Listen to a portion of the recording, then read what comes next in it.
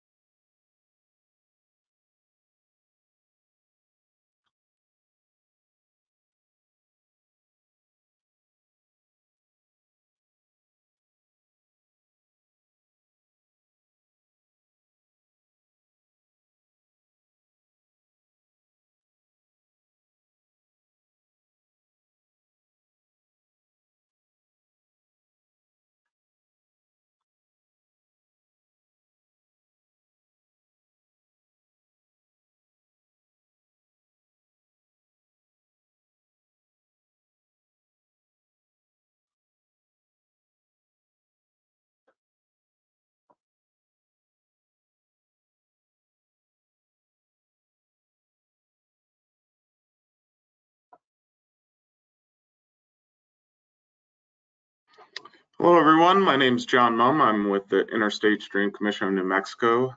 Today's presentation will be on public water system and domestic wells as we look into the resilience assessment initiation. And our goal is to have a good discussion about this subject. Because we're going to be doing discussion, everyone that's attending needs to mute themselves until we are to those times throughout the presentation where we're going to have discussion. If you don't, we'll mute you until those sections, but just so all those attending, please mute yourself as we get going. We also have some polls to take during those discussion parts, and so when those happen, please participate in that throughout it. And I'm going to hand it off now to Hannah Risley-White, our ISC Deputy Director, and she will get this presentation going. Awesome. Thank you, John. Good afternoon, everybody. Again, my name is Hannah Risley-White. I'm the ISC Deputy Director, and I'm pleased to be presenting with John this afternoon as part of our resilience assessment initiation. And so before we get rolling, I just want to first really acknowledge our partners in this 50-year water plan. And you can see here on this slide their logos. This is really a team effort amongst a lot of smart people across the state, including hopefully all of you listening today, to pull off this 50-year water plan by early next year. I think, as you know, we spent the earlier part of the year working with the New Mexico Bureau of Geology and Mineral Resources on what we're calling the Leap Ahead assessment. More on that later. But also we're working really closely with Indian Affairs Department on tribal outreach. We're really pleased to have that partnership underway. In addition, we're working with Water Resources Research Institute. A good portion of their annual conference, which is scheduled for late October, will be dedicated to this 50-year water plan effort. And in addition, New Mexico Water Dialogue, they were sort of the kickoff their annual January meeting of the 50-year planning process, and we'll be looking to that conference in January for sort of the last big pulse of input into this report before it gets finalized by March or April or so of next year. And then last, not on this slide, is U.S. Army Corps of Engineers. They've been a critical player as well. We have a planning assistance to the Great States grant with them, and so they've been excellent partners in pulling this off. And so the purpose of today really is to get this discussion going with all of you participating about how to think about resilience and how to assess our resilience in various water use sectors. And so this is intended for input, and we're really looking to hear from you all. Go ahead to the next slide, John. And thank you, John, for advancing slides here. I just want to provide a little overview of what we're going to be covering today. And I know that probably a number of you participated in the webinar on Monday related to resilience in ag.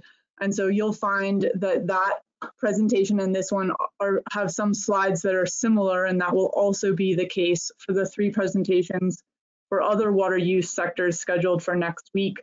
So I think Tuesday we have watersheds and habitat. Wednesday, or I think this is on a slide, so maybe I'll wait and go over it then. But anyways, for those of you who participated on Monday, a significant chunk of this will overlap. But then there are slides specific to public water systems and domestic wells. So first, just to go through this overview, we're gonna fill you all in a little bit on where we're at in the 50-year water plan process and what that report ultimately will look like. Then we're going to cover some of the information that is coming from our scientific community about what to expect related to climatic changes and potential impacts to water supplies, including those for public water systems and domestic wells. We want to have discussion. So as John said and I said, we'll be opening it up for discussion partway through the presentation here. And then we'll be covering sort of what we've been thinking with regard to assessing resilience related to public water supplies and domestic wells. And that's where we're sort of kicking out to you what we've been brainstorming here with our teams for your input. And so then there'll be another section at the end of the meeting in which we want to hear from you. And then there'll be follow-up opportunities for you to provide input on what you heard today, and these materials will, of course, as with everything else we're doing, be posted online for you to look at and chime in. So John, next slide, please. Okay, so we get a lot of questions about what is this 50-year water plan? Like, what is it exactly going to contain? And so I think just quickly to summarize, the purpose of the plan really is to look at what are we expecting with regard to our water resources based on current projected changes in climate. And so that's where we've really started with this leap ahead assessment with New Mexico Bureau of Geology and Mineral Resources. So, you know, given the current science, what are the changes to our physical landscapes that we should expect in the next 50 years? And then the plan is also intended to initiate a discussion about resilience. And many of you probably already have been very engaged in these kinds of discussions already. So, and that's where you're bringing your expertise to the table is helpful. But what does resilience mean in the face of the changes that we're anticipating? And how do we think through, you know, where we are most vulnerable? What needs to occur in order to address those vulnerabilities? How do we increase our resilience? And also, where do we already have some resilience, or where are there systems in place that we can learn from and look to replicate elsewhere? And then ultimately, the report will also provide recommendations for how to improve our resilience. And that's both policy recommendations related to multiple levels of potential implementation, as well as adaptive changes that could be made at various levels amongst our local communities and at a statewide level. And we hope that it will be something that will be useful for local decision making and decision makers. And also sort of, I see the 50-year water plan as sort of like a spark that sets off engines that then get to work in helping us prepare for the changes ahead, including potentially looking towards additional research that may be needed, or you know, data gaps that need to be filled in order for us to prepare sufficiently. The report itself is intended to be fairly short. So we'd initially thought of something around 50 pages. It probably will be ultimately a little bit longer than that, but it's really an executive summary level report with an appendix. And there probably will be a number of sort of more in the weeds or in-depth resources for folks who really want to dig in the appendices. So that's where the actual leap ahead will be included, as well as work from WRRI related to water budget and their statewide dynamic water budget work, and other items. And that's sort of up for, you know, we'll see what that looks like, and we're open to input in terms of what that looks like. But I do want to just clarify, because I think we've had so many questions about it. This is not the state water plan. The state water plan is updated by statute every 5 years, and that update will come in 2023. Also, I think it's worth saying that there's no additional modeling or projections occurring specific to this report. It's really relying on existing modeling and projections that are already out there. So it's synthesizing that work. It's also not really looking at supply-demand gap per se. That's something that likely will be included in the state water plan update in 2023. But in terms of gaps, because people talk about gaps a lot, and I think sometimes that can be confusing, it may talk about gaps in resilience, right? Where is our potential resilience need the most work in order to protect New Mexicans and their interests related to the water resources? So to the extent that we talk about gaps, that certainly may be part of it. I also want to say this report is taking shape, and it's taking shape through a very dynamic process with all of the partners I mentioned earlier and all of you. And so we're very much looking to you all for input as this unfolds, and particularly as we head into the fall with regard to the recommendations in the report. All right, John, you can go to the next slide. Okay, and so where are we on the timeline for this plan? Again, the earlier part of the year was spent working with New Mexico Bureau of Geology and Mineral Resources on the leap ahead assessment, and there'll be a bit more on that later. We are here with that big red arrow. September through November is this resilience assessment. So really looking to you all, experts on the ground, to help us think through how to evaluate resilience. And that's what today is specifically about. And then, conducting resilience assessments, and more on that later, gathering that input, the state also doing our own sort of thinking and assessing of resilience to reflect back in the report. Next month in October, we'll be transitioning, and as I said earlier, in part through the WRRI conference, to gathering input on adaptation strategies and other policy recommendations. And then November through March, sort of gathering and synthesizing all of this information into the final report, which is due at the request of the governor by March of 2022. And we've had lots of people say, well, we need more time for this. And I think that's true, and that is also our deadline. So I think partially, this plan is going to be critical in terms of the recommendations it makes related to next steps and what actions need to be taken beyond the work specific to this 50-year water plan. And next slide, John. Okay, and so I've already spoken to some of this somewhat, and I started to jump into it earlier.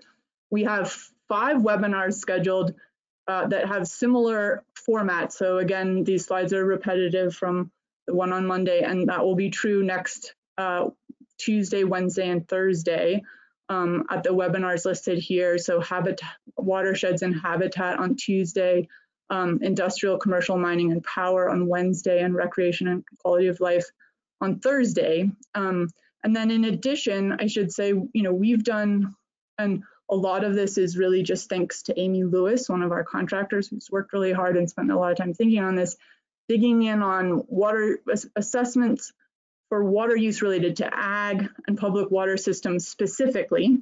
And that's because about 85% of water use in New Mexico is in those 2 sectors.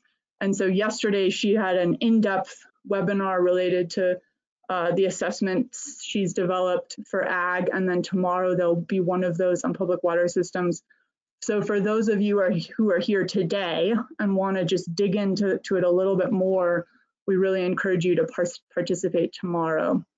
And then I should also say, in the process of thinking through resilience assessments, we've been engaging many of our partners at other state agencies, and a big shout out to those folks as well, because those conversations have been very helpful, to the extent that we're working on, say, evaluating resilience in watersheds.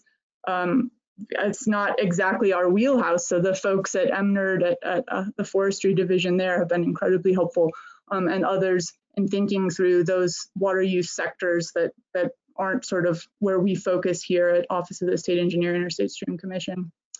And then in terms of what's next, what to look out for, our hope is to gather input from all of you through this webinar and through a survey that'll be on our website, and more on that later, on how to assess resilience in these various water use sectors, gather that input, and then produce sort of final resilience assessment surveys or matrices for public use to release in mid-October.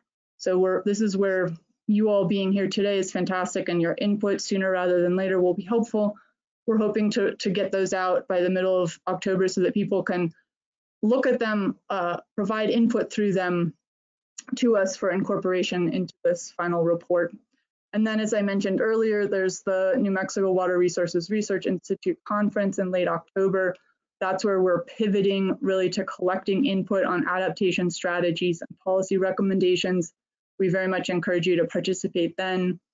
And then in early November, our partners at U.S. Army Corps of Engineers will be doing some workshops on anticipated impacts and potential strategies for resilience related to New Mexico's climatic regions, and more on that as well. Also in November, there's a tentative State Tribal Water Summit. And then, as I said also earlier, the Water Dialogues Conference in January will be our big last pulse of input for this plan, especially related to potential actions to be taken moving forward. All right, next slide, John.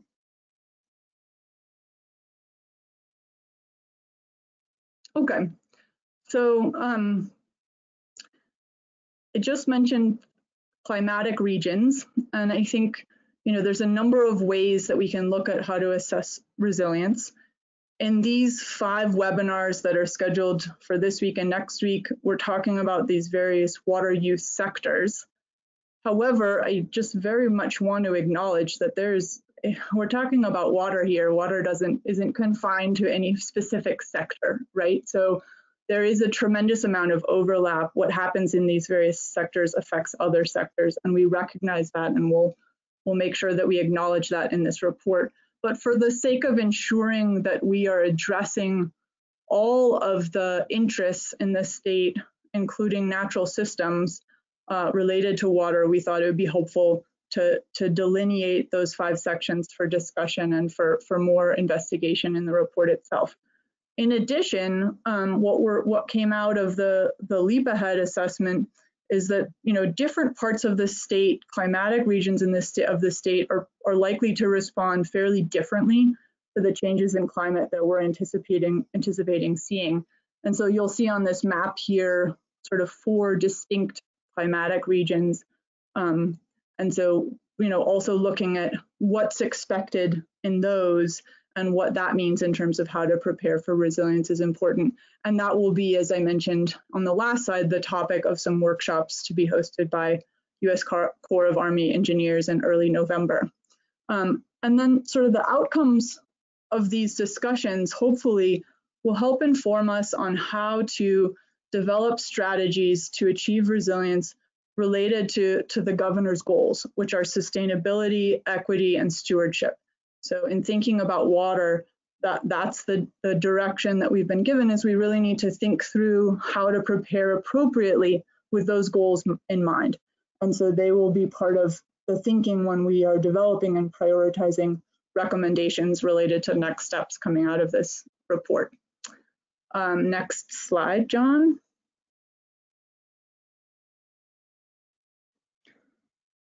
Okay, so the Leap Ahead analysis, which I've just mentioned several times, we're very much pleased to have been working with the New Mexico Bureau of Geology and Mineral Resources. And the reason that we started here was really the directive from the governor about wanting the 50-year water plan to be based in sound science. So the idea was to really gather New Mexico's experts, folks who've been thinking about this for decades, to look at what is the current sort of peer-reviewed science related to the expected changes in climate. And that report is now posted on our website, and there's also opportunities for folks to comment and respond to that report. And I very much encourage you to do that. Next slide, John. So as I just said, this is a scientific report, and the panel was convened by the New Mexico Bureau of Geology and Mineral Resources. The report itself is not the 50-year water plan, but it is sort of the science foundation, as I mentioned, and it will be an appendix to the 50-year water plan itself. You'll see on this slide the list of the experts that were convened by the Bureau. And the idea was that these folks, as I just said, have decades of experience studying these issues, and it was really a dynamic team to pull together, also largely volunteering their time for this effort, which was much appreciated, to pull together the report, which is divided, I think, into 12 chapters with different sections on impacts to various physical factors in New Mexico. And again, I encourage you to check that out. Next slide. So what did the panel find? And I think it's important, again, for us to start here as we start thinking about resilience. What we're anticipating to see in the next 50 years is significant. It's really eye-opening, thinking about how to prepare for the changes ahead. So we're looking at decreased runoff and recharge due to increased aridity, decreased snowpack, earlier runoff, greater demands on groundwater and surface water, increased hotter, longer droughts, vegetation stress, increased forest fires, flooding, sediment transport, irreversible damage to soils, degraded quality of surface water. So it is daunting looking at this report, but I think it's important for us to be thinking through carefully and then looking at how are we going to prepare. So next slide, John.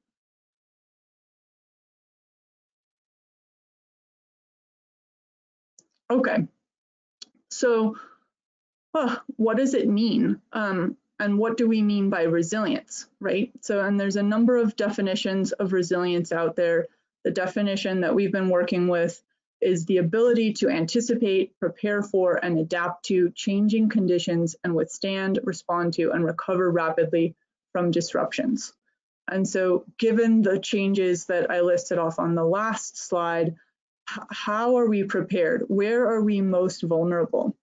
How do we increase our resilience? And so this is really a moment in which we need all of the smart people at the table thinking through how to prepare for this and how to prioritize our efforts.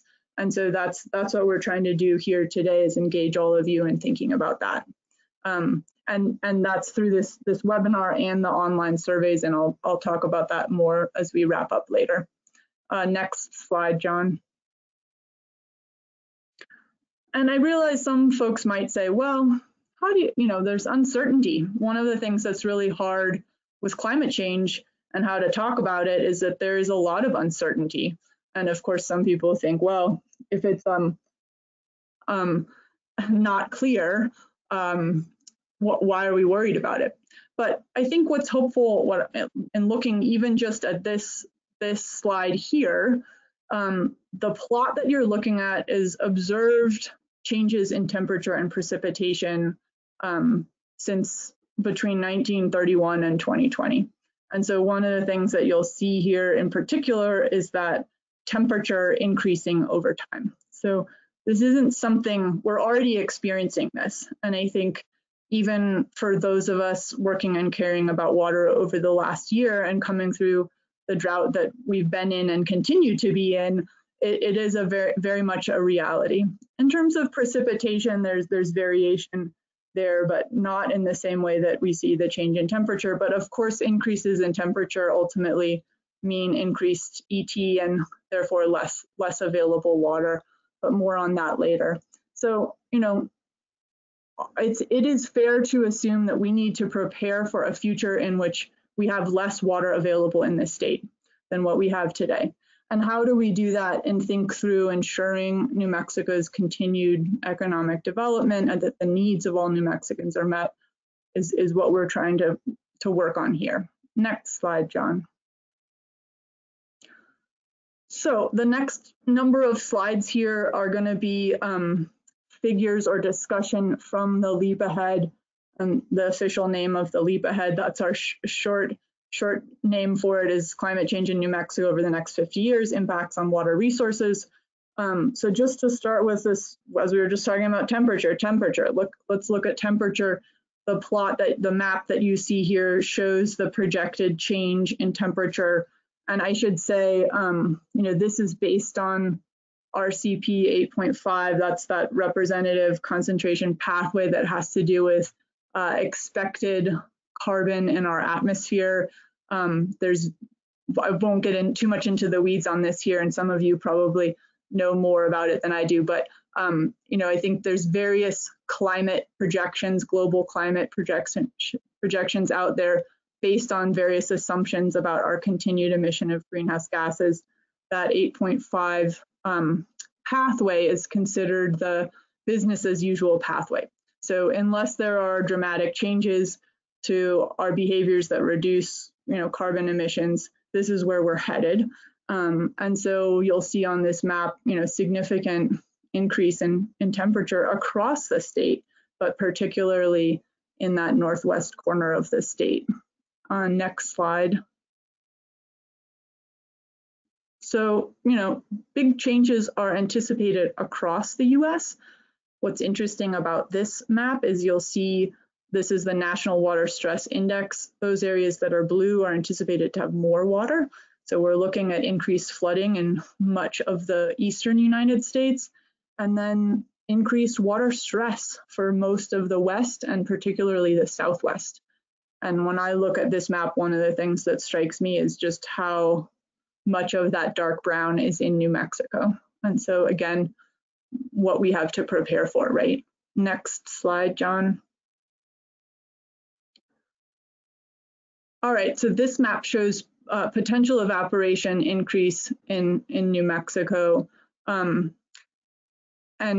so potential evapotranspiration, for those of you who aren't versed in this, is basically reflecting how much water will escape from our landscape through either surface water evaporation or transpiration from plants, based on availability. So if there was sufficient water, how much, unlimited water, how much would evaporate? And obviously in New Mexico, usually we don't have sufficient water. What's available to evaporate evaporates, and then there's nothing left. But this plot here again shows the expected changes in the next decades related to potential ET. And again, it's pretty dramatic from the current science, and also again, this is from the Leap Ahead. So we're looking at, you know, most of the state is in that 7 to 8 additional inches of potential evapotranspiration from our landscape. So again, we probably won't lose that much water because that much water is not available, but certainly even just thinking about impacts to reservoir storage and what we'll lose through evaporation from those surfaces is significant. And then clearly also this has a major impact in terms of water demand for ag, because plants will need more water as the potential evapotranspiration increases. Next slide, John. All right, so just more thinking on aridity here. So these figures, again, from Leap Ahead, show the far left figure shows aridity in New Mexico from 1970 to 2020, and then the future projection, and you see the change in aridity. And you can see on the figure in the left that, you know, significant portions of the state are considered arid. And aridity index here is defined as the ratio of average potential evapotranspiration to the average precipitation. So in other words, areas that are red, there's less precipitation than there is the potential for water to be lost from the landscape. So you're losing a lot, and then areas in blue where you have more water than your potential ET. And all of this, when we get to the discussion, those of you who are scientists on here can correct anything that I've said that's wrong, as I'm just talking through these slides. But I think the takeaway here is you'll notice the future projection shows significantly more aridity throughout the state, particularly in the southern part of the state, but also again in that northwest corner. Next slide, John. And as a result of that, also we expect naturally to see flow reductions. So this is information from a study on the Colorado River, and basically what you're looking at here is by end century, depending on the various emissions scenarios, so you'll see in the plots both moderate and high emissions scenarios, the potential for significant reduction in stream flow based on increase in temperature. So, the worst case scenario there, you're looking at like a 55 or more % reduction in stream flow based on that high emissions projection. So you could spend some more time with this plot, and I encourage you to do so. But I think I'll move on to the next one for now, John. All right, so, obviously this has significant impacts for people, but also significant impacts for our ecosystems. And I thought this was an interesting map after looking at the increasing aridity map as well, because a lot of the darker areas in this map, which show where ecosystems are most vulnerable to the changes that are coming, aligns with the map with the increased aridity. I'd also like to point out that this image is from the New Mexico Forest Action Plan, and we have a number of images in this presentation that are from that plan. If you haven't looked at it yet, I highly recommend that you do so. It's a very valuable resource. And again, shout out to our colleagues at EMNERD who've worked on that. Okay, next slide, John. And again, potential for wildfire hazard. Again, this is from the New Mexico Forest Action Plan. Significant sort of increase in potential wildfire burn probability in various areas of the state, and the potential for increasing intensity of wildfires. I think that's one of the things that's been most alarming in recent years, is not just the number of fires we're seeing, but the intensity of those fires and the potential impact to the landscapes from those fires that are particularly intense. It takes a very long time for those systems to recover. Next slide. And then this map shows, also from New Mexico Forest Action Plan, areas that have already burned. So the green areas are existing forests across the state, burned areas between 2000 and 2019. So we've already witnessed quite a bit of this, and given the map on the previous slide, anticipating more of that in the years to come. And that obviously has an impact on those systems, but then also clearly has an impact on all the water users that depend on water resources that originate in those high mountain landscapes. So next slide, John. And of course, one of the factors there is also post-fire erosion. These two figures, the one on the left shows erosion susceptibility currently. And so, with increasing aridity, the potential for increased erosion in these landscapes is compounded. And then, of course, the figure on the right is post-fire erosion hazard. So where are we looking at the potential for serious erosion problems after forest fires in these landscapes? And again, impacts to those areas themselves, but also all of the watershed users downstream. Next slide, John. So I'm going to hand it over to John, so you're not just hearing from me. And John is going to go over some of these slides that are really specific to public water systems and domestic wells, and then we'll have a break shortly for some discussion.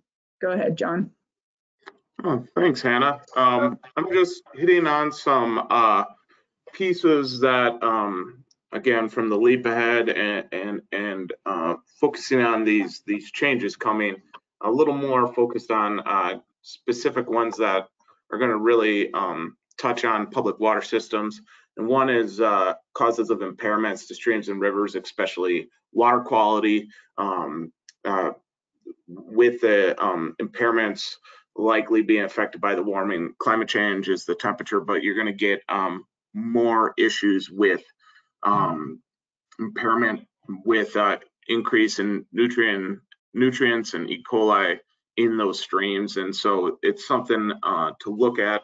This was from one of the presentations that was done during our Leap Ahead webinars. But yes, another thing to think about of vulnerability is water quality with our public water systems. Some other impacts are extreme events of precipitation. Increases of extreme events will increase the amount of flooding and sediment loading from erosion. On our left, it's a map from the New Mexico Forest Action Plan looking at the floodplain inundation depth when we would have a 500-year floodplain, what areas are vulnerable to that. And then on our right from our Leap Ahead is kind of a projection of what kind of max precipitation we're looking at into the future. And so something to think about are these extreme events that would come and affect increase of flooding and sediment loading in the streams that would affect the public water systems. Again, as we touched on the same subject in agricultural, in the public water system, we're going to see decrease in surface water discharge due to the decreased snowpack, decreased runoff and drought. And so it is something that to see as a big vulnerability towards our public water systems. And then touching on just the infrastructure projects as something for, our costs as a vulnerability and issue.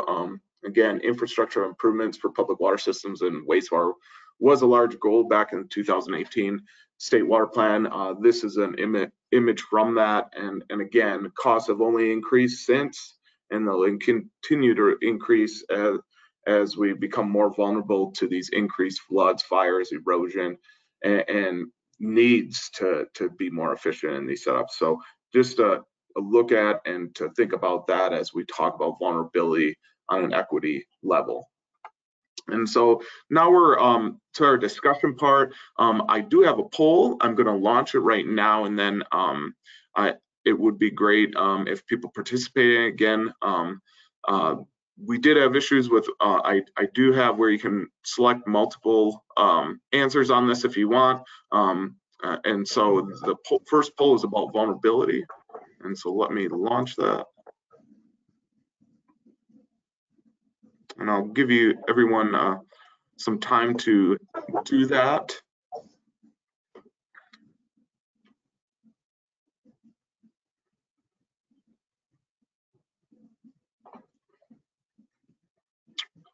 And again, as we after we take this poll, I'll give the answers of what everybody was looking at, and then we can start discussing about these vulnerabilities on the slides that were before on the changes coming, where are our main concerns, discussing that about public water systems and domestic wells. So, all right, so let's give a little more time.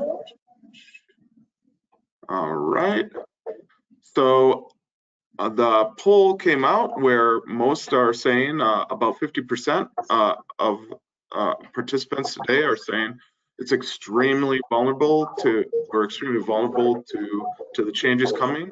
35% say we're very vulnerable. 19% say we're somewhat vulnerable, and no one said minimally vulnerable. So that's something to kind of start our discussion.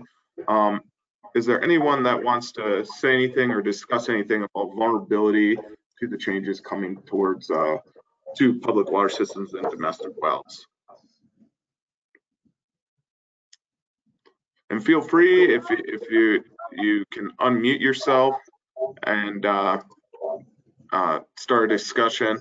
Also, there is the question box at the top of your screen.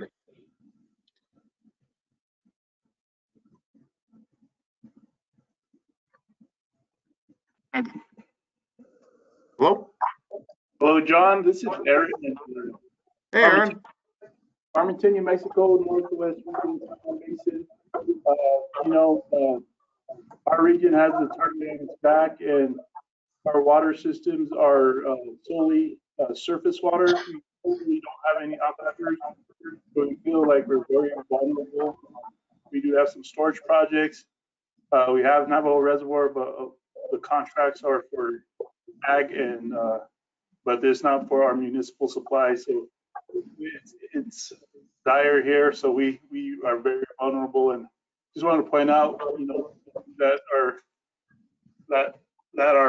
concern is like at the Gold King mine, there was a spill, so water quality is a big issue, mainly because we're solely surface water. So just to bring that up, that we're looking at other ways to improve our system, but we still are vulnerable. So I just wanted to give that input for now, and maybe spur some ideas for conversation. Oh, thank you, Aaron. And yeah, I would say, even with effort, trying to maintain that resilience level, it's hard to, there's, a high possibility that we're vulnerable in different ways throughout the state, especially in different climatic regions. And that's something to look at, even with the effort to maintain that resiliency. We do have some comments. One is, I have a domestic well at 160 feet. Local water level is about 5 feet in Valencia County. How much will I see my local water levels decrease over the years?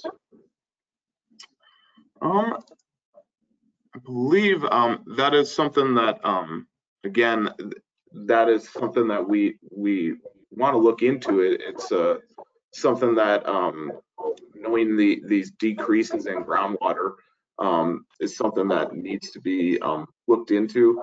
I do know, Amy Lewis, are you on this program? Yes, I am. Hi, John. Hey. Yeah. Well, in Valencia County, probably you're near the Rio Grande. I don't know how much the water level will change in the aquifer right there.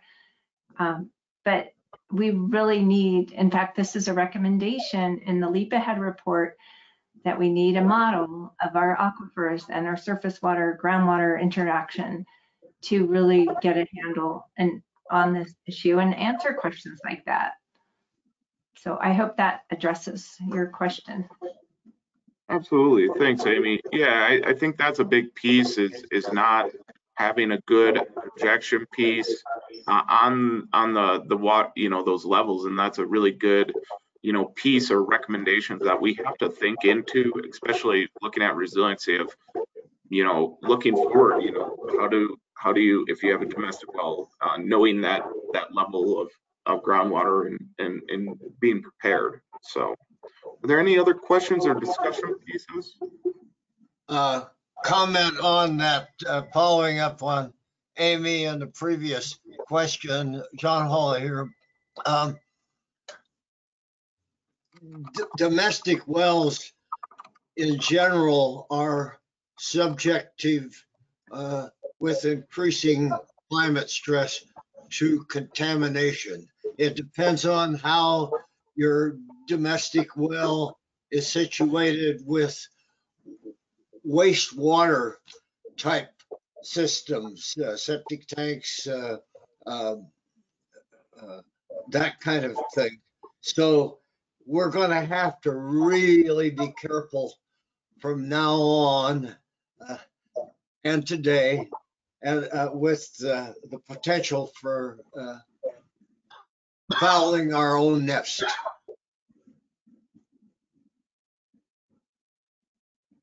Good point, John. Thank you for that. Absolutely. We do have another question. How confident are you that water rights match available water, especially industrial and municipal water users? A lot of let me think about that. How confident are we? That is an issue though, that a lot of the water rights were over allocated. And so that's an issue where we have more water rights than available water. And as the water is decreasing, as we were looking at prior, with this decrease in stream flows, decrease or increase of temperatures, and the demand might increase. So that the water rights, the difficulty of having a supply that matches the demand, and that is an issue where we're allocated. Another one, repolluting our own nest. Do we have testing available for domestic well users? I actually believe so. I think through NMED you can submit that. Hannah, do you know anything about that? It looks like there may be some folks from NMED on who know. Does anyone want to chime in on that? Is there anyone who can comment on that? This is Avery Young with the Groundwater Quality Bureau. The Groundwater Quality Bureau does offer free water fairs to test domestic wells. We have a grant through the EPA to do this, and we do it throughout the year, and we try to do it in different communities. So please look at the website, the NMED website, to figure out. We do have one coming up in Taos on October 16th. And we do only sample for, a limited number of constituents: nitrate, arsenic, iron, sulfate, pH, electrical conductivity, and maybe one or two more. But if you do want a more thorough analysis of your domestic well, which, we recommend you do, probably annually, you're probably going to need to pay for it through a certified laboratory. And we do have a list of all certified labs on our website as well. That was super helpful, Avery. Thank you so much. And I saw that you were maybe unmuted. Did you have something else that you wanted to say? No, I just wanted to chime in with the water fair information. Perfect. Yeah. Thank you so much. Yeah, thank you, guys. We have another question. It says, how many permitted domestic wells are there, and how many unpermitted wells are there? I actually, Amy, do we actually have the stats on the amount of permitted wells on the last water use report? I know it's in the thousands. All those have to be permitted. Sorry, Yeah. Amy. Do wells? I don't. Right. Do you mean illegal wells? Because all domestic wells should be permitted. And I'm sure that data is available.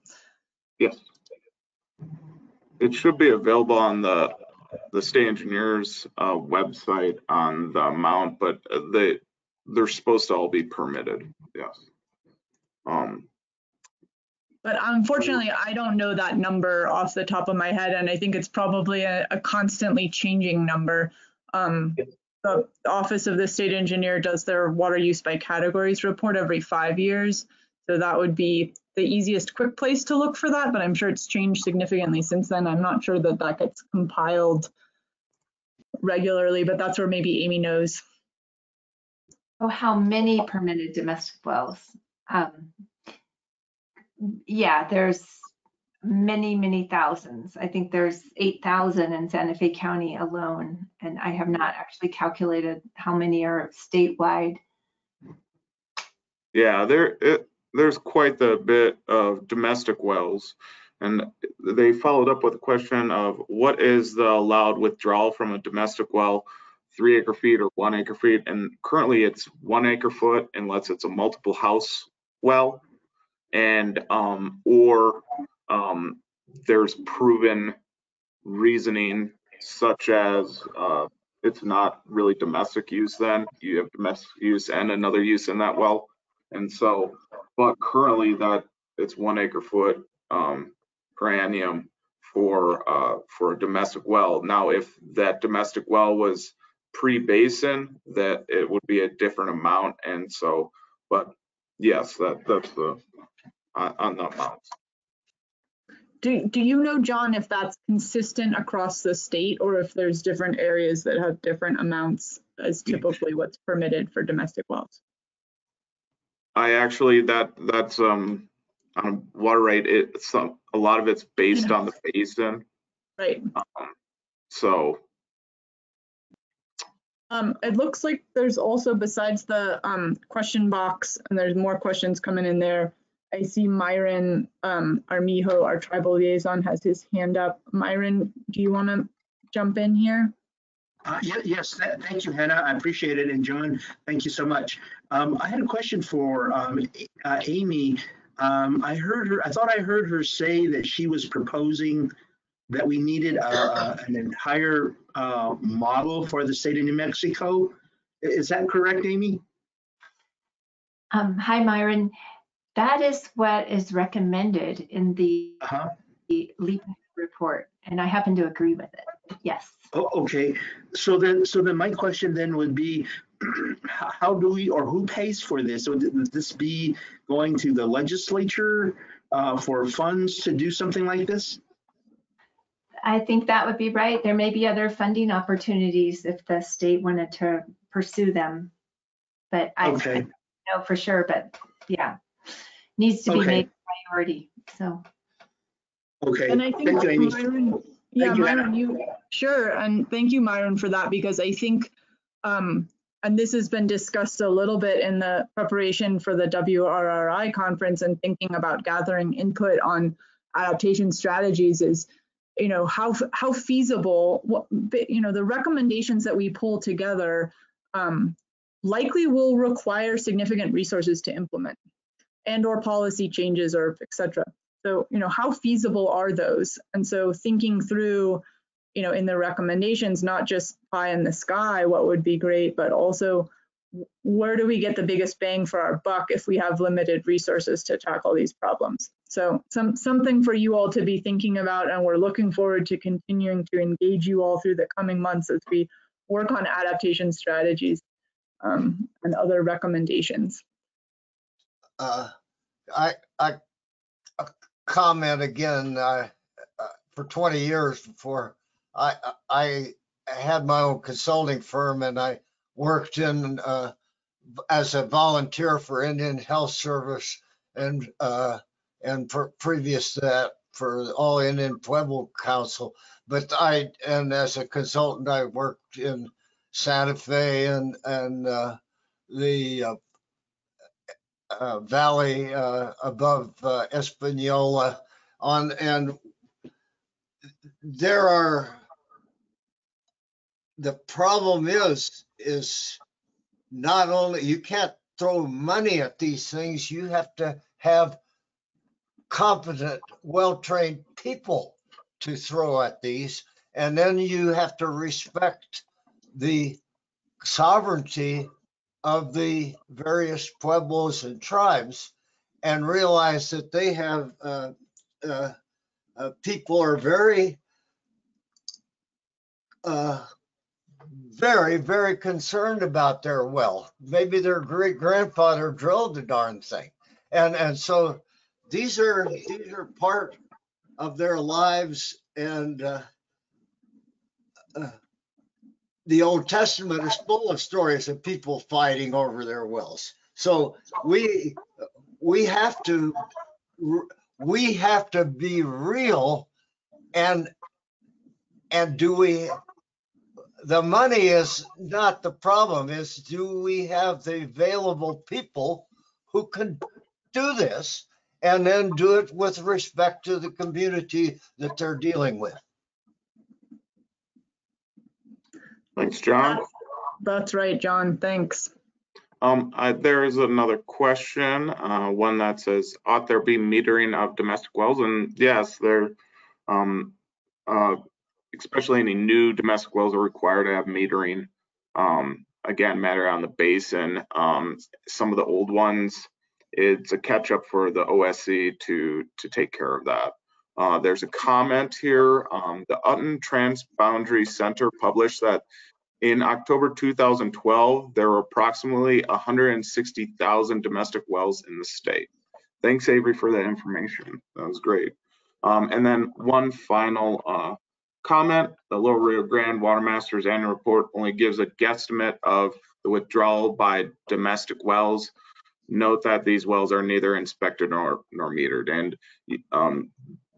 having the past experience of being a water master, it's again the ability to inspect those, and then the requirement of a lot of domestic wells required to submit meter readings, and many, you know, that it's the, since there's so many, it's a very difficult piece of collecting that information and stuff. So it's definitely something to think about as we talk about resiliency next. Again, so we can keep this presentation going, I'm going to say we're going to have further discussions after we are done with talking about resiliency. So it is a piece that we will be touching on after we talk about the resiliency. So I see there's 2 more comments. I will read those, and then we will start working our way into the resiliency part of this presentation. This one is, there are utilities that are partially depend on surface waters. Let's not forget that the flows they depend on will diminish by significant amounts, and that is true. And then another one, Lower Rio Grande Water Master's report for 2020 estimates 2,400 acre feet of 265,771 acre feet from unmetered domestic wells. And that is quite the large estimate. So thank you for that that input, everybody. And I'm going to actually hand this off now to Hannah. Again, we're going to have further discussion later on, but let's get moving on to the resiliency piece, so then we can have further discussion. So if you are unmuted, if you could mute yourself, and then we're going to get going. I'm going to kick to the next slide, Hannah, and you can start off. All right. Sounds good. Thanks, John.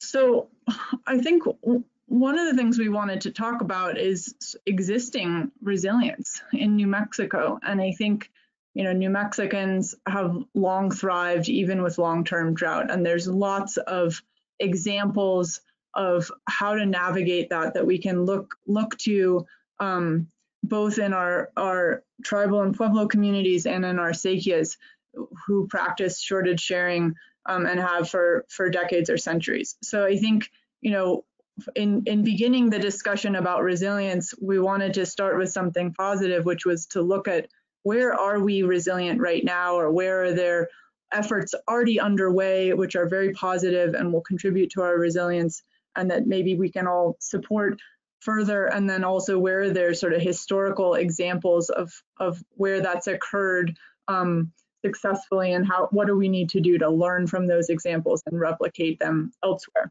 So you know, the governor and the legislature have dedicated over $16 million to Asakan community ditch improvements just in the last 2 years alone. And so one of our colleagues, our group of colleagues here at Interstate Stream Commission, do that work of helping to support Asakias throughout the state and get them the funding that they need to revitalize and repair and restore existing infrastructure to ensure their continued viability. So that's currently underway. And then also just wanted to highlight the significant effort across the state related to Indian water rights settlements, with investments totaling over $2 billion. So that's, you know, clean, reliable, sustainable drinking water to tribes, pueblos, and nations across the state, including Amit, Navajo, and Taos. And there's information, more specific information on this slide about that. So that's valuable and important and will contribute to our resilience. And then, you know, working to protect existing water rights, both Indian and non-Indian, and thinking through what are the tools that we have available to us, such as active water resources management and other mechanisms that could help communities develop shortage sharing practices and protocols now, so that they're ready and able to be implemented as we face future shortages. So there's lots we can look to in terms of success that is already underway or that is part of our state historically. Next slide. And so again, this figure is from the New Mexico Water Use by Categories report from our colleagues here at the Office of the State Engineer.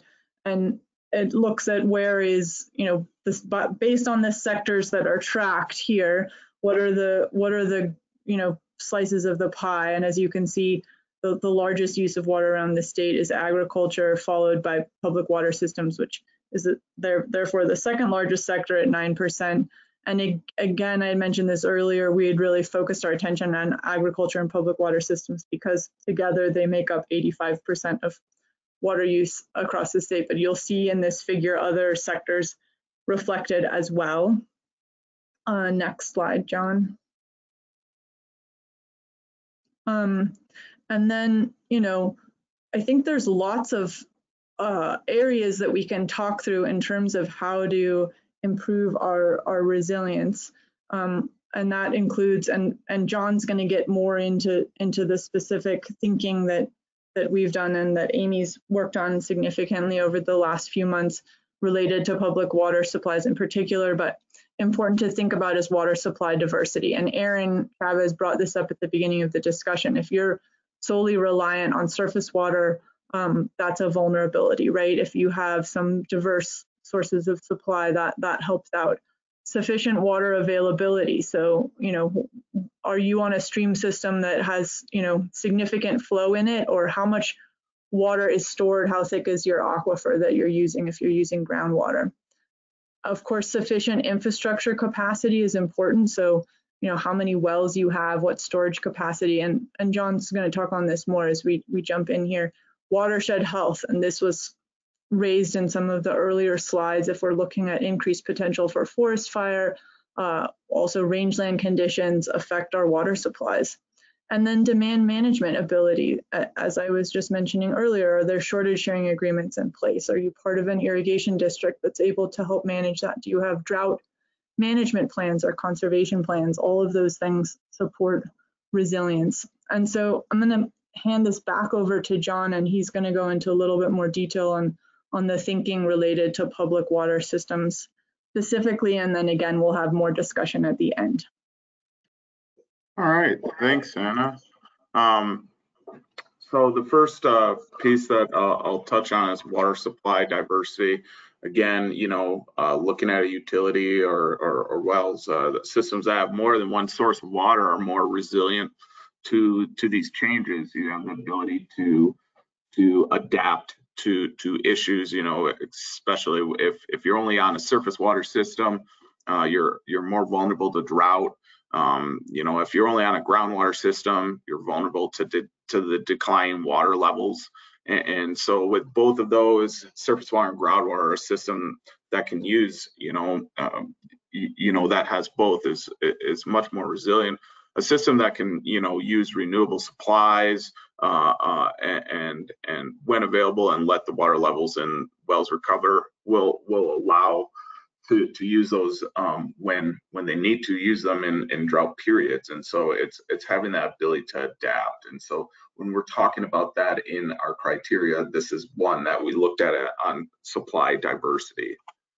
Again, surface water availability, a system, where you have a ratio of that minimum flow that's ever recorded by USGS stations, knowing that, your demand is going to be, is met by the minimum flows on some of these streams. Again, if you're on a larger stream like the Rio Grande, matter on what, part of the Rio Grande you'll have a better, the availability of surface water will be higher. And it's looking at kind of that ratio of what is the demand for the system to the minimum flows. And so that's what this map looks at, is that ratio of those minimum flows to the demands when we talk about a ratio like that. And again, it's something to think about as our availability is dropping, those minimum flows, over time will be changing. So it's to think about that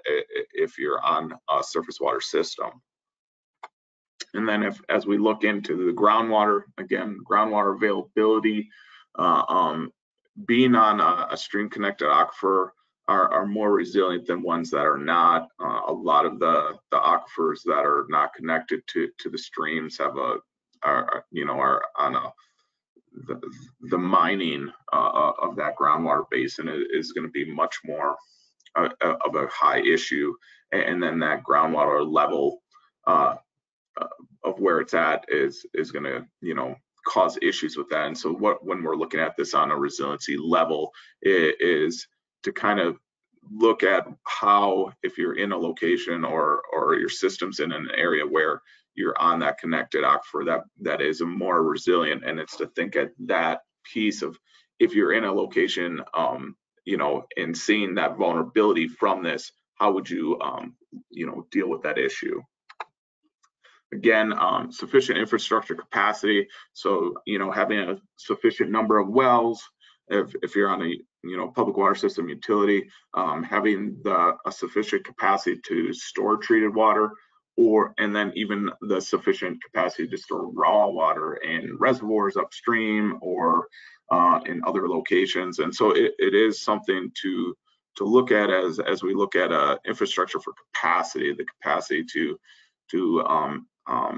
provide, if we're in a drought, the ability to, have enough wells to deal if one goes down or one that's getting treated and those kind of issues. And so this is looking at kind of that ability to adapt as these times change and we get high issues with, sediment flows and things like that, is having the ability for having the infrastructure capacity to handle that emergency or issue that comes down the line. Again, number of wells, what this map is looking at is systems that, public water systems that are, that have one well, or they have 11 to 114. So that just gives you an idea of what public water systems are kind of vulnerable to that infrastructure capacity, or has the amount of many wells to adapt to its system. And then treated water storage, as we were talking before, this is just taking a look at the days of storage supply of treated water for some of these utilities, and looking at that of the vulnerability of that, of how many days can you actually store that treated water if we're having a big drought or a well goes out or a system goes down, of how much actual water do you have of that treated water storage. And so this is looking at that. And then again, the raw water storage, again, reservoir storage ratio, and this was used, again, we touched on this on Monday with agricultural, but it's kind of hitting on the same thing. Systems that has reservoir storage ratio, that do you have that raw water storage available for areas. So, and then one piece that we're looking into for this, and it's something to think about, just some questions to think about, is the capacity to improve infrastructure with equity. So how do we factor equity into the assessment of resilience of water systems? Is the median household income a metric that reflects on the capacity of the community to pay for the infrastructure and need to improve the resilience? Is there a rate paid for the water bills an indicator? What is a good input? And this is where, again, today we're looking for input on this as we talk about resiliency, and on the equity side, how would we look at that for when we get to the criteria of, we're asking for some good input on that. Again, this is a shot at it, is kind of the capacity to improve infrastructure by equity, and capacity of water system to improve that infrastructure is reflected by the per capita income relative to the water rates. Again, these water rate, the way we're looking at that is areas, is the rate of percent of income to that, I apologize, the capacity of the water system to improve that infrastructure is reflected on that per capita income. And so what we're looking at is the public water systems by those rates. And so it's an idea for the equity piece of how can we measure that resiliency of having the ability to make these adjustments when it comes to droughts and stuff. And so, and we definitely want to make sure that we pinpoint those as we look through systems that might not be equitably as resilient, and mention that in recommendations in the 50-year water plan of how do we make sure that the systems that might not have that equitable abilities, how do we get them to the top for funding for the improvements that could be done for resiliency. Again, watershed health as it impacts, you know, water users. As we're looking at this, is the erosion risk index supplied by surface water. Again, just a general piece of where our erosion risk is. Again, if even with post-fire, you know, you're going to have that erosion and sediment loads as we see these changes. And so as we're looking as the surface water in these locations is kind of how is that erosion and sediment loading going to affect these public water systems that use the surface water?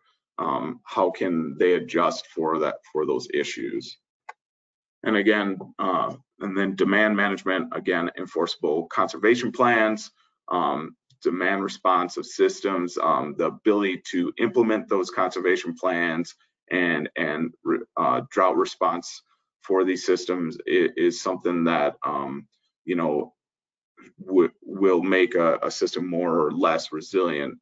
Again, especially implementing those plans. And so it's important to look at that concept as we look into whether a system is resilient or not. And again, this is our draft resilience matrix, again, for discussion. And so we're now at another discussion piece. Again, we talked about water supply diversity, kind of supply availability with surface water and groundwater, infrastructure capacity of having the ability, you know, to handle the wells per based on the population, you know, and then your infrastructure capacity, having the ability to capture and store spring runoff with the raw water, capacity to improve your infrastructure with the equity. And that's a piece that we're really looking into and want input. Watershed health, drought emergency response plan, conservation plans, and pattern of landscape watering. And so again, this is when we're looking at how to rate you know, a public water system or a domestic well on these concepts. Again, I'm going to take a poll at this time before we start a discussion on this draft matrix. So here is the poll.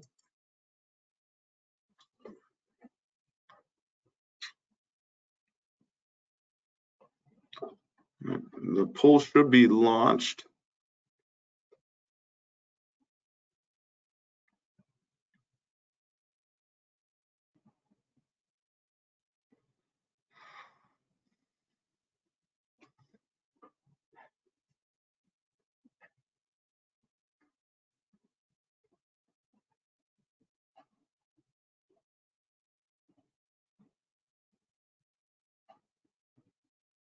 And again, once we have the results, we'll start discussion on the last part of this presentation about the resiliency for a public water system in this matrix.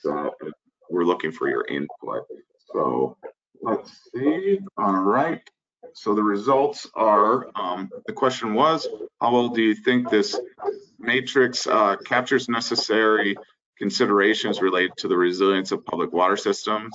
15% said very well, 75% says somewhat well, and 10% say not well. And so for those that are, you know, looking at somewhat well or not well, we would love their input right now or any questions. So we're going to open this up for discussion. So feel free to unmute yourself and start with the discussion. So I'd just jump in quick, John, this is Hannah, and say, you know, there was a number of other parameters that were discussed and evaluated by Amy that we felt like could be important, but that there wasn't always data readily available for. And so to the extent some of you think something is missing, this is where we want to hear from you. And also if that, that may be something that we looked at and just weren't able to consistently locate data that could help inform sort of a resilience score based on that parameter. But with that, yes, we'd love very much, especially as John said, anyone who's somewhat or not well, for you to let us know what your thinking is on this and what's missing here. Good afternoon. This is Paul Montoya in Farmington, and I would like for you to explain the weight and how you got that a little bit, please. Thank you.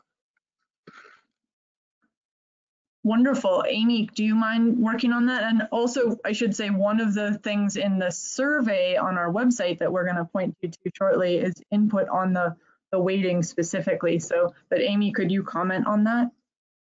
Right. So you mean the rates in the criteria? The weighting. Okay. So one of the things I was thinking about is trying to balance the questions that are just about surface water and then those that are just about groundwater. And so like criteria number 3 is a groundwater question, 3 and 4 are groundwater questions, 2, 5, and 6 are surface water questions.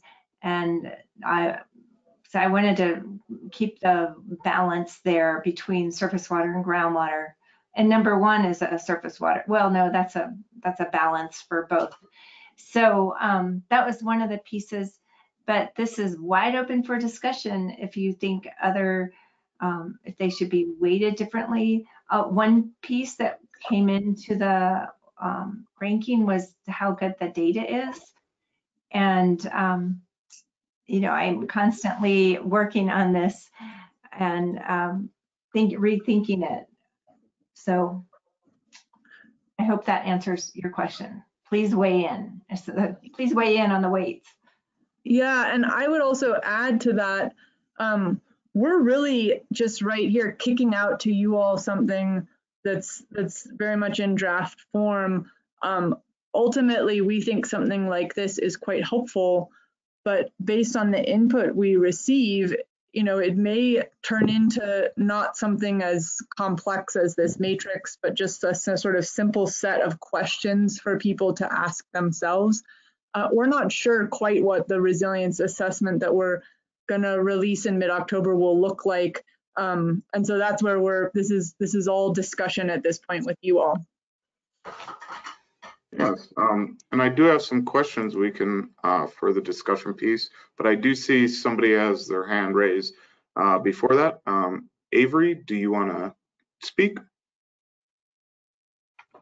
Yeah, it just seems like to me that there's a piece, a water quality piece missing in this resiliency matrix. If you have your groundwater only has, a TDS above 3,000 or 5,000, like the Tularosa Basin and other places, you're going to have a lot more infrastructure needs and costs in order to utilize the water that you might have. So although you might be in an area where you use more groundwater or surface water, the quality has a big impact in the availability to even use that water. For sure. Hannah. Oh. Yeah, go ahead, Amy. So one piece about this whole effort is about climate change and how we are resilient to climate change. We're not looking at the vulnerability of systems to a nearby mine or a leaky underground storage tank or natural, like in the Tularosa Basin. I have tried to figure, or we have discussed quite a bit, water quality, and if we have algal blooms, is that an impediment to treatment? And what I've heard from water system operators, like from the city of Albuquerque, says, no, we can treat any of these problems that are associated with climate change for water quality. That doesn't mean it's not a problem for fish and other habitat issues. It's just for public water systems. I hope that. Yeah, I mean, yeah, there is, you know, an ability for Albuquerque especially to treat most everything. They have the most advanced water treatment system in the state. That's a very large difference between Albuquerque and Carrizozo, or, you know, one of these smaller towns that don't have the capacity. You know, that kind of goes to number 7, the capacity to improve infrastructure. Right. Um, I And think so it's a great suggestion, Avery, and it's something for us to think some more on and perhaps engage more with some folks in your group on how to fold that in. So thanks. This is Hannah. John Hall, John, you're muted. commenting on Avery's,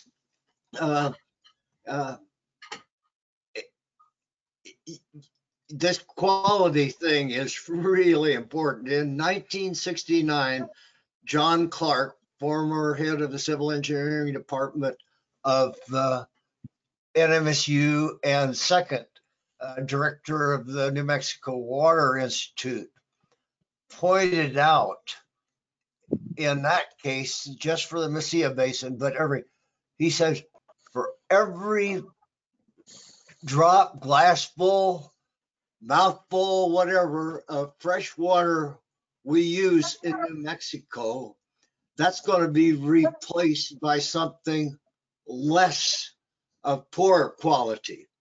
So we are, and that applies to surface water too.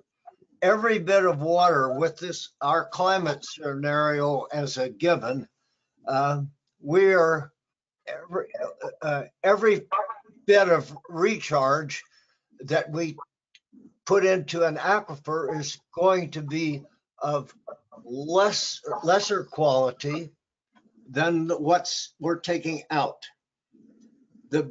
So that's just a reality. And this is where, John, thank you for that. And Avery, if you all could think more on how to capture that appropriately in something like this matrix and follow up with us, we would very much welcome that. Because yeah, I share your concern about ensuring that we're reflecting concerns in water quality related to changes in climate. And it looks like we have a couple other people with hands up.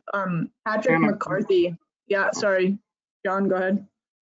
Yeah, let me, there are some comments that came in through the questionnaire, and then Patrick, if you want to jump in after that, let me just quickly go on a comment. One is south of Elephant Butte, public water systems and domestic wells are 100% dependent on the groundwater.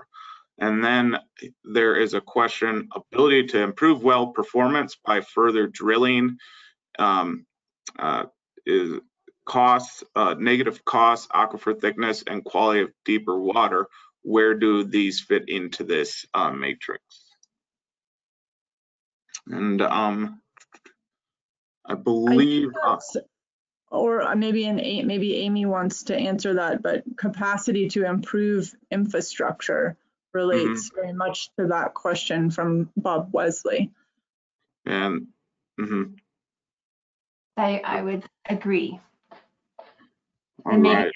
given a much higher weight. All right, Patrick, do you want to talk? Yeah, thank you, John and Hannah and Amy. Really appreciate today's presentation. I want to simply suggest there's a couple of other sources of information that might be helpful for building or populating your matrix, and that is there are 2 studies underway or maybe even completed by this time. You may already know about them and have considered them, but I'll mention them anyway. One is a very extensive survey of the capacity, technical skills, and concerns of the managers of small rural community water systems that is being conducted by the Southwest Environmental Finance Center out of UNM and funded by the EPA. And so they've been working on this for some time. It sounds like a really rigorous study from what Heather Himmelberger has shared with me. And I think it might speak directly to the resilience in as much as it can be measured by the capacity of those small rural system managers and the folks who support them to compensate, to respond to these challenges that they're facing. So that's one. And there's another one that's similar that is being conducted over at the Indian Affairs Department by a contractor named Laura Wiecki. So that similarly involves outreach to communities, in this case, tribal communities and the managers of those of water systems dispersed all around the state. So it could be a way for you to take advantage of the great work they've already done and really drill down on the sort of detailed understanding developed by these, or a detailed assessment, I should say, developed by these two studies. So I just wanted to suggest you look to those. Thank you, Patrick. And I think that's part of what we're looking for here too, is how to link to existing efforts and underway, and then represent them and reflect them appropriately in this report.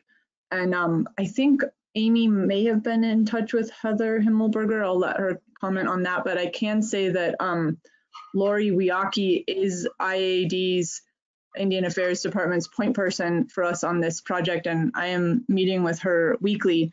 So we will certainly be folding in what she's capturing through her work. Great. Thank you so much, Hannah. Yes, we included Heather in one of our earlier meetings in the past week. And there's another study I wanted to mention, is that the NMED Drinking Water Bureau spent 3 weeks with 29 staff calling all 604 public water systems in the state, and over 400 of them actually responded. And so it was a survey done over the phone where they were asked a series of questions all about being prepared for drought. And so 2 of the criterion that are included in this the data came directly from that, and it's the Drought Emergency Response Plan. So whether they said, do you have an emergency supply of water? Yes or no? And many of them did not. And then another piece was whether there's a conservation plan and if it's enforceable. So though I took out those 2 pieces to add to this criteria, or we all did collectively, and we can look at the details of that other information and add more. So Yeah, that sounds promising, Amy. There's just one other, it's not a question, it's a point that I wanted to make, and that is that the question of how you address demand hardening, meaning the ability of say municipal water systems to further reduce their gallons per day, their per capita water use, and to find and to diversify the sources. And what I'm getting at here is just that the findings from other parts of the West, that if agriculture remains viable in and around some of these municipal areas, like say Phoenix or Albuquerque, the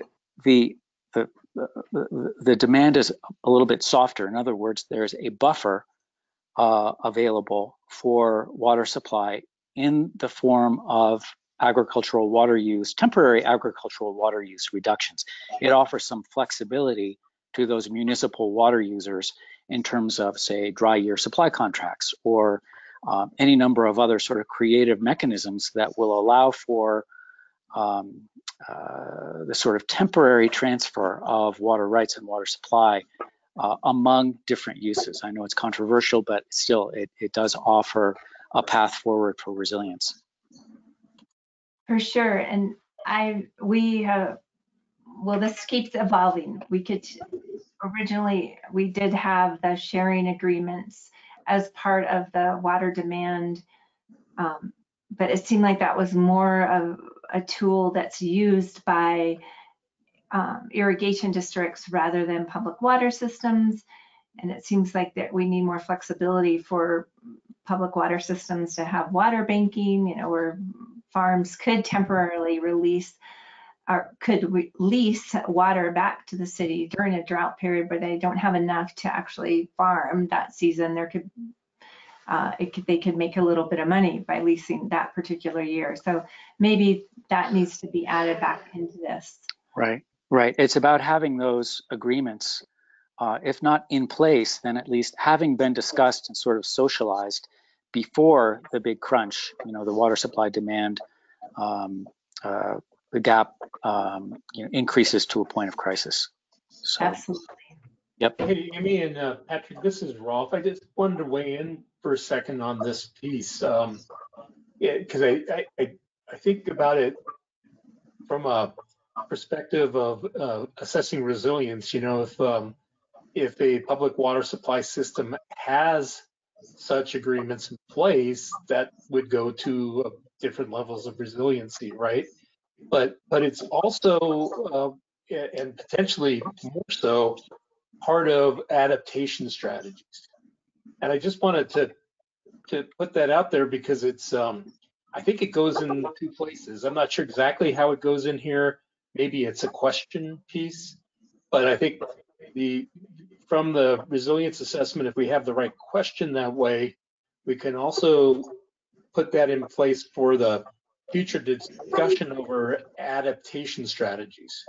Because if some parties are doing, you know, this demand hardening assessment piece really well, and they have ideas about how they're, well, why it's working for them now, it goes into the resilience, but the matrix piece, but it also then becomes possibly a tool that others could use that we want to basically document and really carry forward in that next piece. Does that make sense? That's a great point, Rolf. And I realize we should make it clear that this table just shows criteria that we had data on that is available. There's another table we have of things that impact resilience that we don't have the data on, like water right, you know, whether it's a senior right or a junior right, that's not readily available for public water systems. The thickness of the aquifer, the potential loss of reservoir storage due to erosion, water quality hasn't been incorporated, and the capacity of the infrastructure to meet increased demand. And yeah, and the whole issue of water hardening is another piece. So I really appreciate your comment, and I hope tomorrow I will be digging into this and showing much more detail about what data we had and how the different systems are mapped out with regards to Thank you, Amy. So sorry, I was just going to say, John's trying to move us along. Maybe you could add, if it's possible, Amy, to your presentation tomorrow, that table of data that was considered, that if it's not already in there, that there isn't data on, because I think some folks might be interested in seeing that. Go ahead, John. Yeah, so we do have a bunch of comments, but Aaron, if you've had your hand raised for quite a while, if you want to talk. Sure, always. This is Aaron Bollock. Just some random thoughts and observations, I guess. To the water quality, excuse me, portion of the conversation there, it occurs to me that that's mostly a function of resources. And if you've got water supply, well, then water quality won't matter if you have resources. The one that perplexes me on the wells are those that are heavily dependent upon surface supply and have inadequate surface storage. It also occurred to me that those that don't have any access to the surface supply or probably could be considered impervious to the effects of drought if there's no rapid recharge to influence that. They can kind of plot the day to their demise based on their consumption. But the water banking component, I don't know how to articulate my thoughts on that, but I think everybody is kind of on the same page on being able to shift uses of water. And I don't think we have a template for that in New Mexico yet, but I think that's something, I hope that's something that we flesh out a little bit. Thanks, Aaron. That's great points on that. Absolutely. So let me hit some of these comments and questions that came in through the question box. First one is maybe consider emergency interconnections between public water systems. Not all systems have this ability, but could this be emphasized moving forward? Another comment, ability of the affected or user community to afford the costs of remedial actions can be a resiliency measure. And then water banking only works if there is water to bank. And then let me hit some questions. Does the state have a landscape watering plan, or is this reliant on local cities? Shouldn't New Mexico have an enforceable landscaping code for all new construction?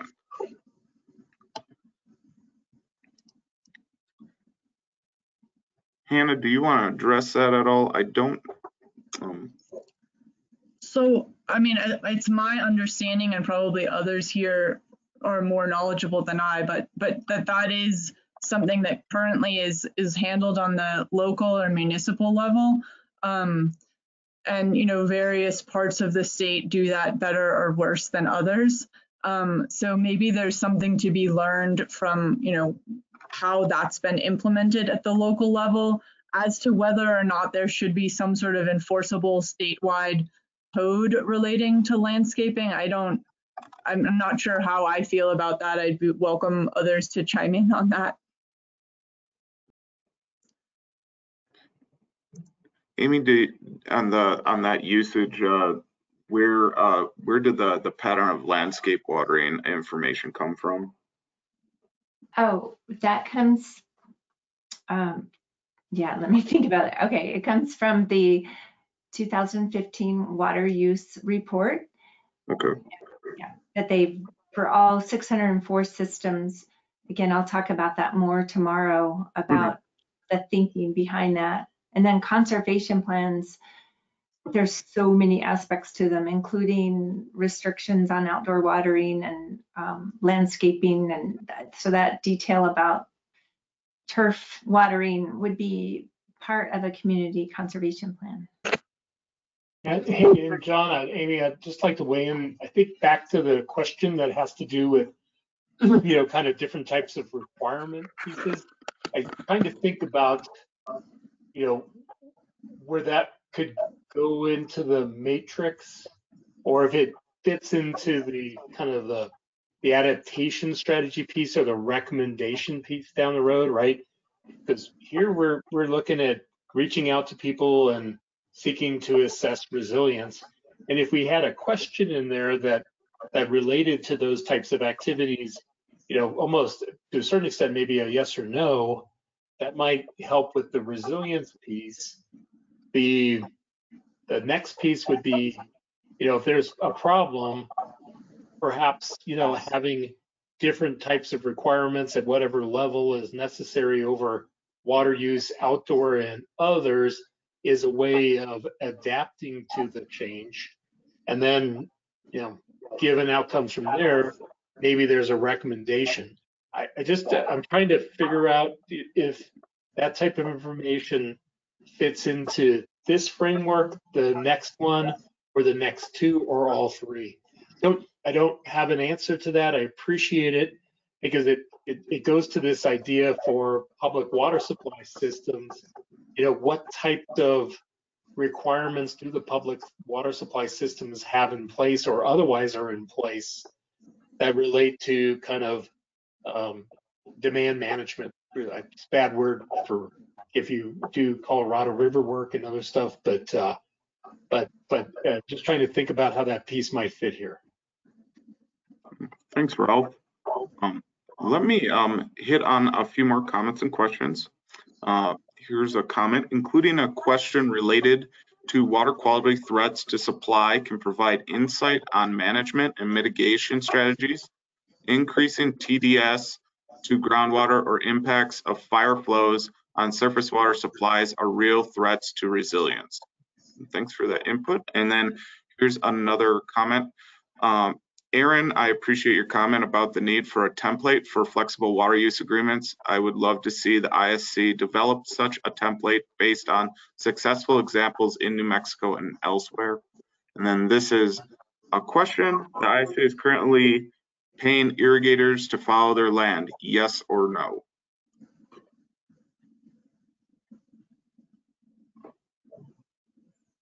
Ralph, do you know on that question specifically? Can you say that again? The ISC is currently paying irrigators to follow their land, yes or no? There is a pilot program on irrigation fallowing that is currently in place with basically grant awards being evaluated for the lower Rio Grande, and that was a specific legislative direction to the ISC. So there's one in place there. There's also historically, and when I mentioned the word demand management, there's something called the system,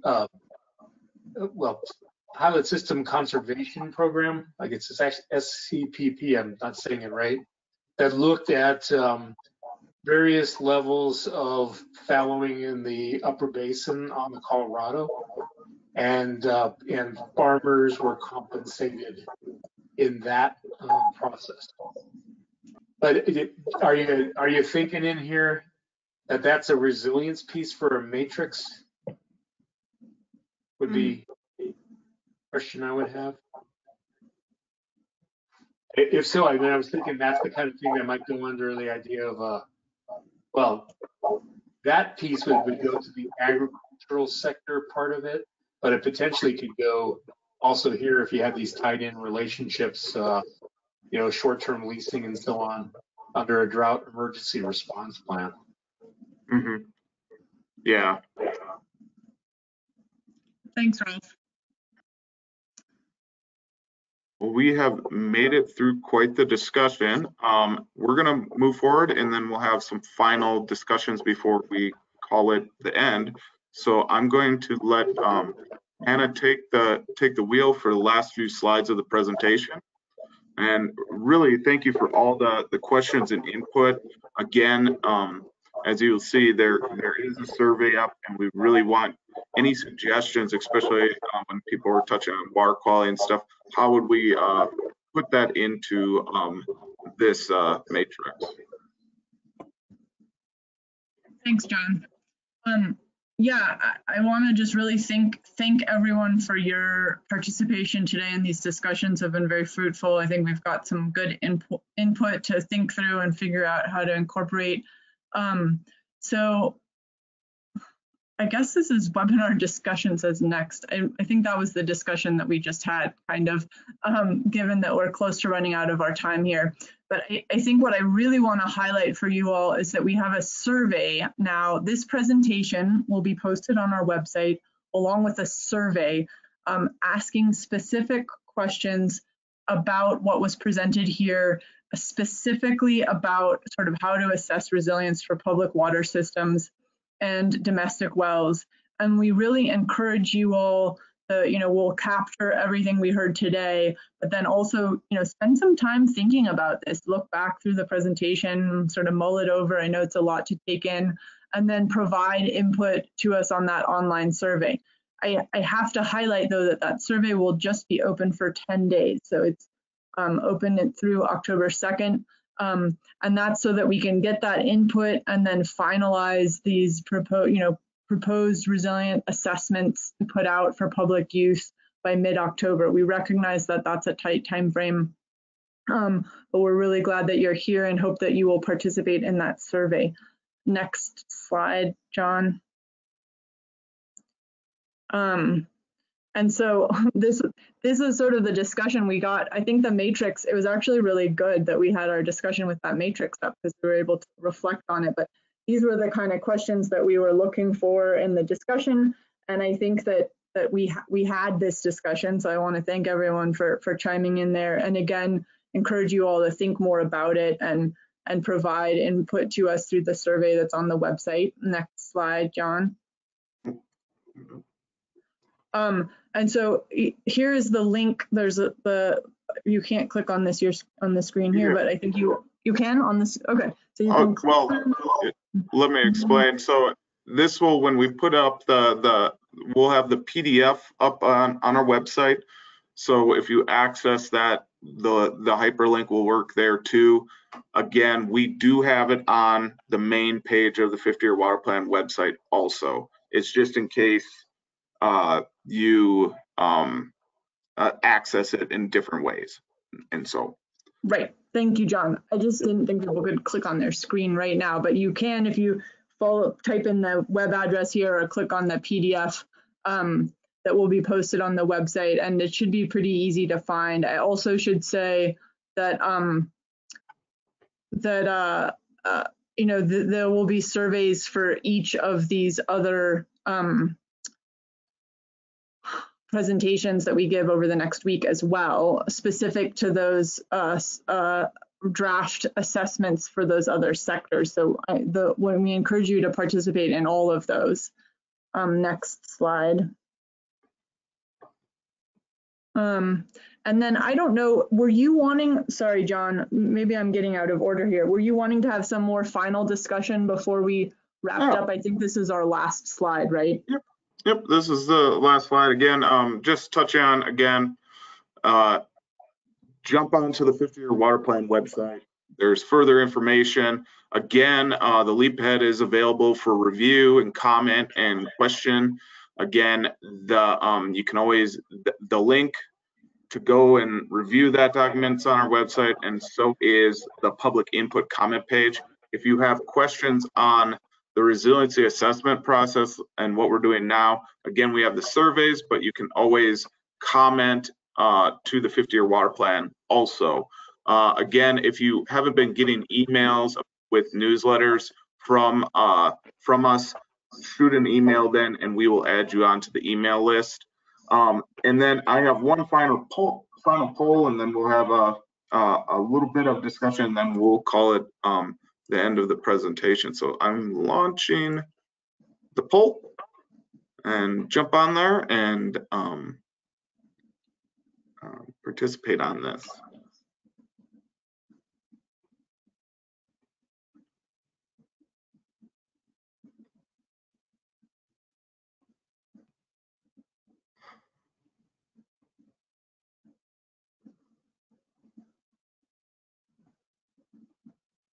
Right.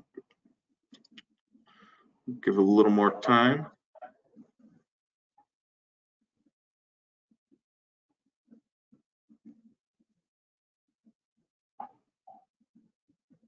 Oh, we got some final votes coming in.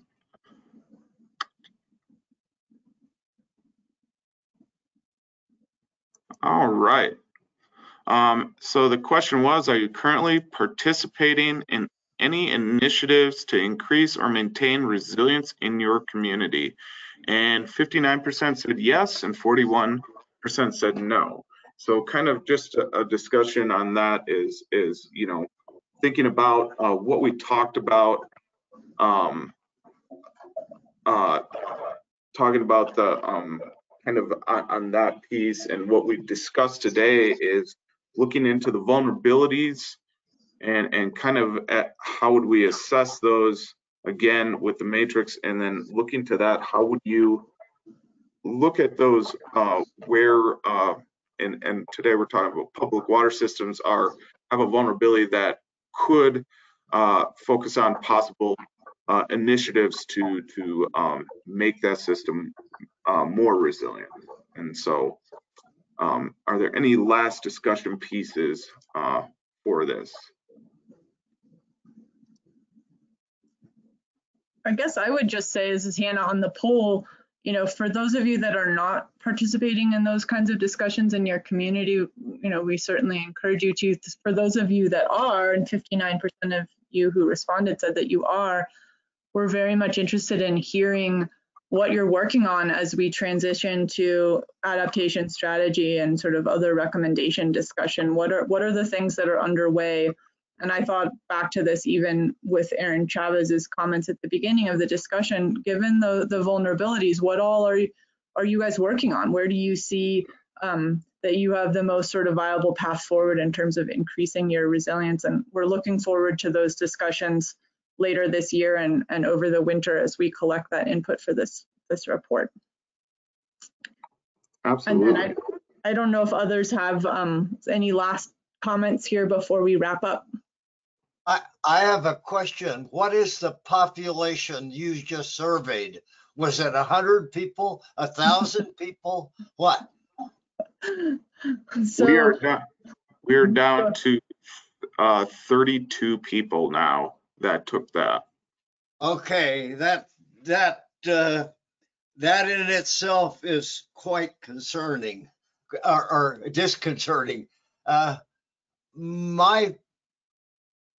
My observation on working in New Mexico is that we are incredibly blessed by having a really sizable part of our population that actually knows that water comes from wells or the river, and actually compared to other states, we probably have a greater proportion of our population that is actually aware that we have a problem, and that is awesome.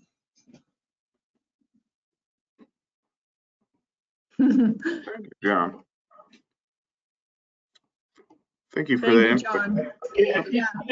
You know, the thing that it brings up to me, John, and thinking for everybody too, is, you know, so here, you know, appreciate everybody that's on, because we're really trying to figure out how we do this outreach for resilience and the type of questions we ask and maybe how that goes into a particular matrix. So, but the other piece is, what other things can we do to get the word out more to this community and others when we send out the survey on resilience here in several weeks?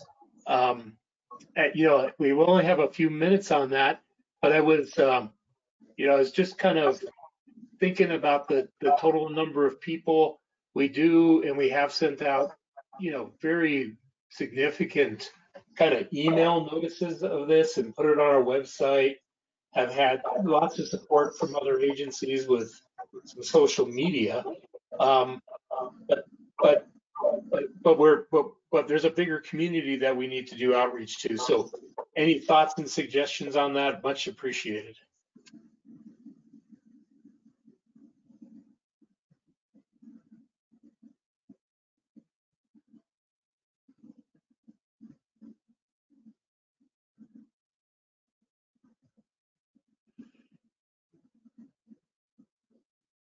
Anybody have any points on that? I do have a comment. It is reacting to the words in the resiliency definition, respond to and recover rapidly from disruptions. We desperately need to establish ongoing experienced regional planning entities that can react timely. Thanks for that input. Hannah, do you have any last things to touch on? I don't. I would just say if folks can think on Rolf's question now, and if you have any thoughts on that, please let us know. And again, thank you all so much for your time and thoughtfulness in this process that we're undertaking. And we encourage you to continue to stay engaged and provide us feedback. Absolutely. And again, jump on our website. Please participate in the survey. It will really great with all the comments and questions today. Ponder on them and then participate in that survey.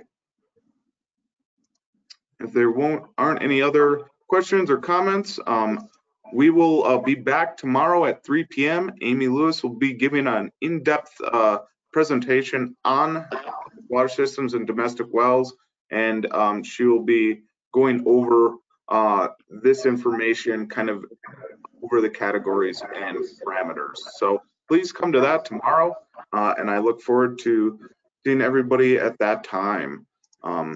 We will see you then. Thank you for participating today. Thank you, everyone. Thanks, John. Thank you.